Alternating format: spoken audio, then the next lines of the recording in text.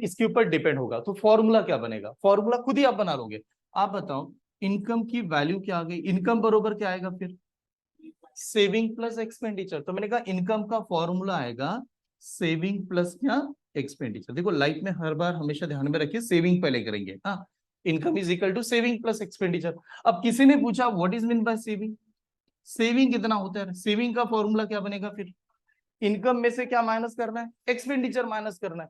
तो ये होता है इनकम में से एक्सपेंडिचर माइनस कर लो, ये बन जाएगा आपका सेविंग। अगर मैंने एक्सपेंडिचर पूछा तो what is the expenditure, income में से क्या माइनस करेंगे, सेविंग माइनस करेंगे। आज आके तो एक ही फॉर्मूला बन रहा है ना। आप बताओ मुझे सबसे बड़ी वैल्यू किसकी आती है, इनकम की आती है। ठीक है, इनकम से बड़ा ये दोनों कभी भी हो नहीं सकते। अगर हो रहा होगा तो समझ लो कि आपकी बर्बादी स्टार्ट होगी। फिर आपको सर कैसे क्या पॉसिबल है, लोग इनकम आने के बावजूद भी लोगों कर्जा लेते हैं, उधार लेते हैं, इनकम कम है, उधार बाहर से बहुत ज्यादा लेते हैं। ठीक है, तो बैंक भी जब किसी को लोन देती है तो दो तीन चीजें देखती है। क्या देखेगी, आपका इनकम कितना है, आपके ऊपर किसी का लोन तो नहीं ऑलरेडी, तो उसको देखते हुए आपको बैंक लोन देगी यार आगे। ठीक है, चलो इसको चेक कीजिएगा, आगे बढ़ते हैं। अब बताइएगा ये जो भी है, अब मुझे अगर परसेंटेज में अगर पूछा गया, जैसे मैंने कहा कि मुझे सेविंग करनी है बट सेविंग परसेंटेज में करनी है, हर बार सेविंग जो होती है वो परसेंटेज में करनी है, तो डेफिनेटली सेविंग तो होगी होगी। अब सेविंग किसके ऊपर डिपेंड है बताइए, सेविंग होगा ये किसके ऊपर डिपेंड होगा, इनकम के ऊपर। आप जितना ज्यादा इनकम बढ़ाओगे उतना आप सेविंग कर पाओगे, सही कि नहीं। तो सेविंग परसेंटेज में आ रहा होगा तो saving divide by income into क्या करेंगे परसेंटेज के लिए, 100, ये बन जाएगा into 100%, saving divide by income into 100। उसी तरह से अगर मैंने कहा मुझे एक्सपेंडिचर चाहिए, expenditure in a percentage, expenditure की वैल्यू चाहिए परसेंटेज में, तो बताओ कैसे लिखोगे इसे, एक्सपेंडिचर डिवाइडेड बाय इनकम, और ये जो भी नंबर आएगा उसे मल्टीप्लाई किससे करेंगे, 100 से। तो ये बन जाएगा आपका एक्सपेंडिचर परसेंटेज। ठीक है, कुछ भी फॉर्मूला नहीं है, एक सिंपल सा कंसेप्ट है। आपकी सैलरी बढ़ती है या कोई भी पर्सन कहीं पर जॉब करता है तो उसकी इंक्रीमेंट होती है, इंक्रीमेंट होती है कि नहीं, इंक्रीमेंट कैसे देते हैं, 10,000 5,000 करेंगे, क्या करता है, हाइक कैसे देता है, परसेंटेज में ही देता है। कभी ऐसा नहीं आएगा कि आपकी सैलरी आप कहीं पर जॉब करो और आपको मैनेजर कह दे या जो भी ऑफिसर है वो आपको लेटर आके कहे कि 2,300 रुपए आपके बढ़ रहे हैं, कभी नहीं कहेंगे। वो क्या कहेंगे, परसेंटेज में बात करेंगे, ऑलवेज परसेंटेज। कहीं पर भी 60% हाइक मिला, 70% हाइक मिला, वो पहले प्रीवियस सैलरी के ऊपर डिपेंड होगा यार। ठीक है, तो आपका जो एक्सपेंडिचर आएगा या जो भी सैलरी आएगी या सेविंग होगी वो सभी के सभी इनकम के ऊपर आना चाहिए। क्लियर है, ठीक है, नोट डाउन कीजिएगा। जैसे जैसे इनकम आने लगती किसी पर्सन के पास, तो और एक चीज बाय डिफॉल्ट आएगी आगे, जो कल के सेशन में आप पढ़ोगे, क्या आना चाहिए, अगर आपकी इनकम बढ़ रही है तो क्या होगा उसके ऊपर, हाँ, इन्वेस्टमेंट। हाँ, गवर्नमेंट क्या करेगी, टैक्स लगाएगी। देखो रियल लाइफ में तो ये है कि आपके पास अगर पैसा आ रहा है तो पैसे का कुछ हिस्सा पहले सेविंग निकालो। सेविंग करना चाहिए क्या, हाँ करना चाहिए, बट सेविंग को एज इट इज बैंक में ही रखना चाहिए क्या, क्या लगता है आपके हिसाब से, अगर आपके पास पैसे आ रहे हैं तो सिर्फ बैंक में रख दिए, ये अच्छा है क्या, नहीं यार, क्यों नहीं है पता है, बैंक का जो इन्फ्लेशन आपको रेट जो मिलेगा, इंटरेस्ट रेट मिलता है आज, होता है कि नहीं, बैंक में हम लोग कुछ पैसे रखेंगे उसके ऊपर रेट मिलता है, बैंक का कोई भी बैंक का रेट उठा लो आप लोग, 8% से ज्यादा नहीं है। इसका मतलब क्या हो रहा है, इसका मतलब ऐसे समझाता हूँ कि अगर हमारे पास 100 रुपीज है, 100 रुपीज है, और मैंने 100 रुपीज अगर बैंक में एक साल के लिए रखे, तो बैंक मुझे 8%, सिर्फ 8% ज्यादा देगी इसके ऊपर। ठीक है, तो मेरे एक साल के बाद इसकी वैल्यू कितनी हो जाएगी, 108 रुपीज होगा कि नहीं। और ये कहता है महंगाई दर, इन्फ्लेशन रेट, वो अभी के लिए कितना है इंडिया में, 10% एंड 12% के आसपास चल रहा है, इससे ज्यादा भी हो सकता है।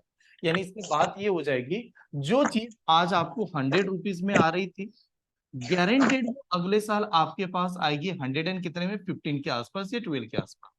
तो कभी कभार ऐसा भी हो सकता है कि अगर मान लो मुझे एक पेन लेना है, छोटा सा एग्जांपल ले रहा हूँ, ये पेन लेना है, आज इसकी कीमत 100 रुपीज है, मेरे पास 100 रुपीज थे भी, मैं ले भी सकता था, लेकिन मैंने नहीं लिया, मैंने बैंक में डिपॉजिट किया।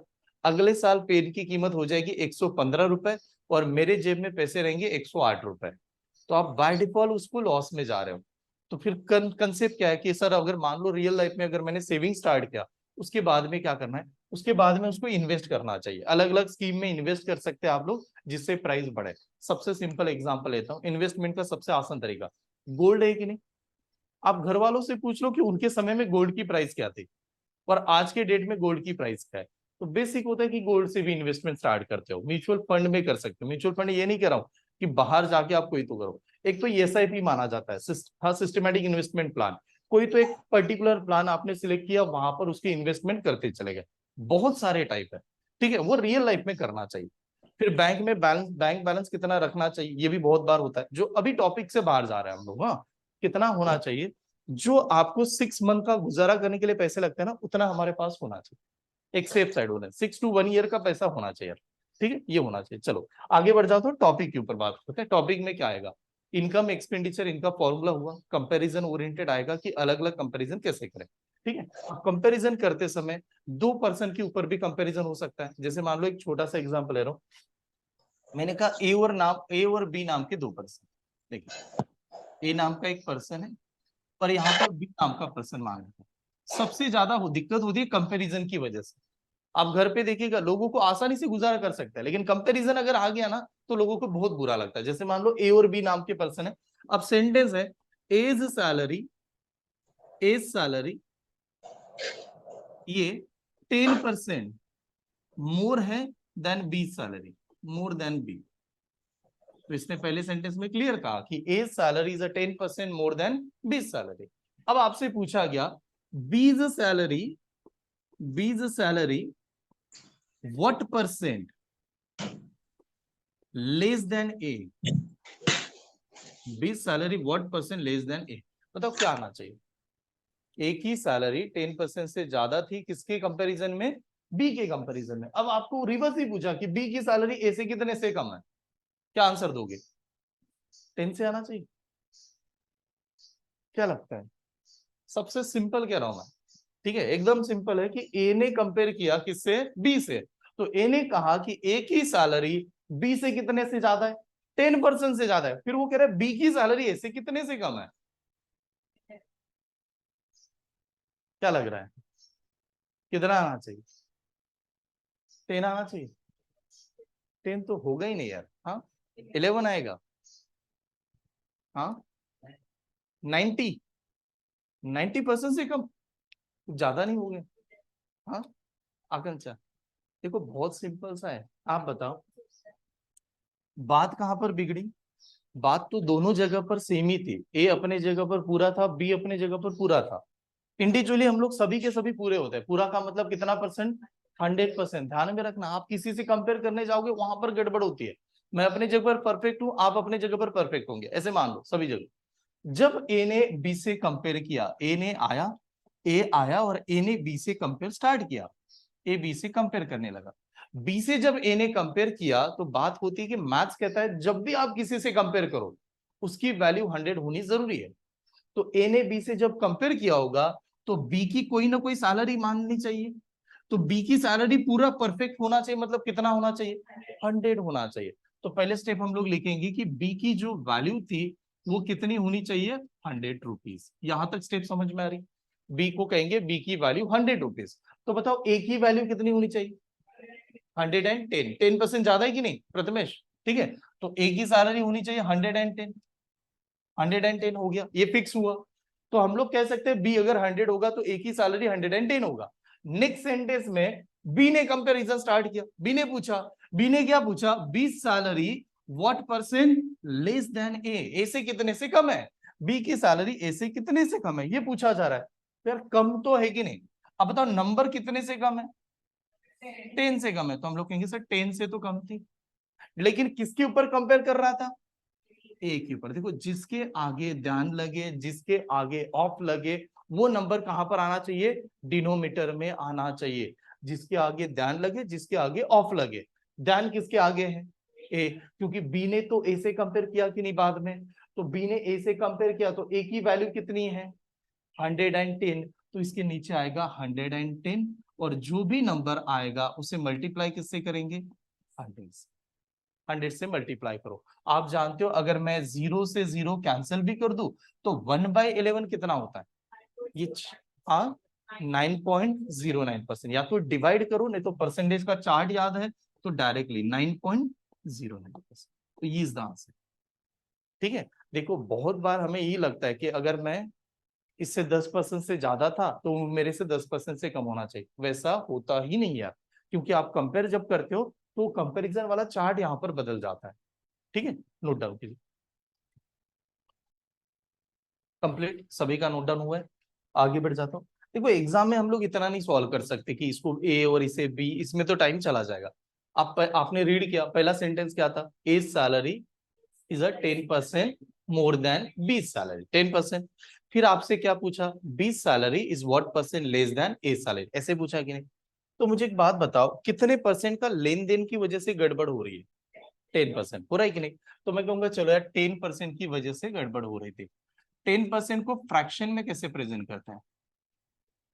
1/10। ये फ्रैक्शन वाला चार्ट याद होना चाहिए। तो 10% को लिखेंगे 1/10। यहां तक स्टेप समझ में? ये क्लियर है कि नहीं? अब यहां तक आने के बाद मैंने कहा कि पहले लाइन में क्या बताया था? एक ही सैलरी मोर थी या लेस थी?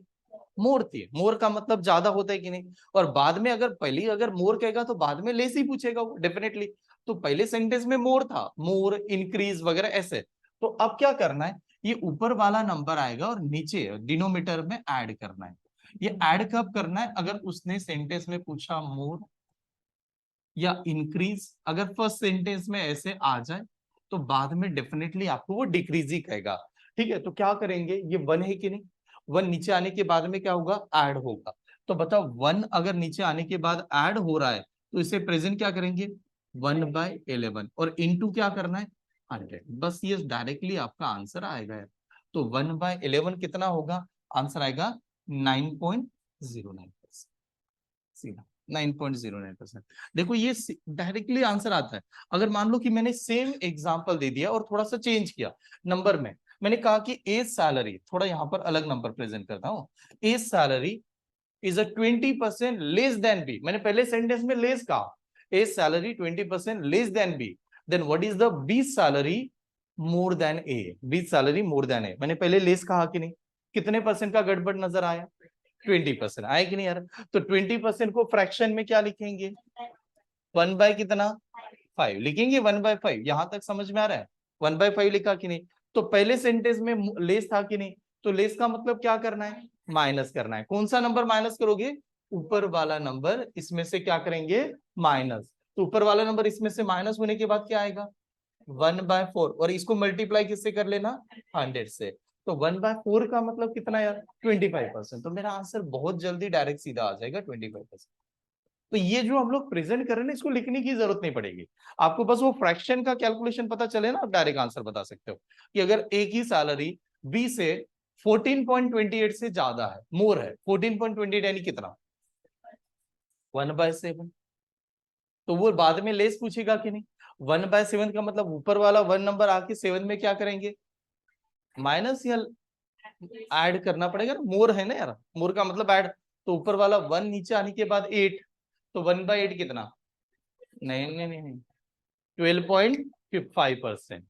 तो ये पूरा चार्ट का खेल है। अगर चार्ट समझ में आ गया, और चार्ट के लिए क्या है, बस आपको याद करना है। ठीक है, आज नहीं तो कुछ थोड़ा सा टाइम लीजिएगा, बट याद जरूर कर ले। ठीक है, चलो नोट डाउन कीजिएगा, ये स्टेप नोट डाउन करो।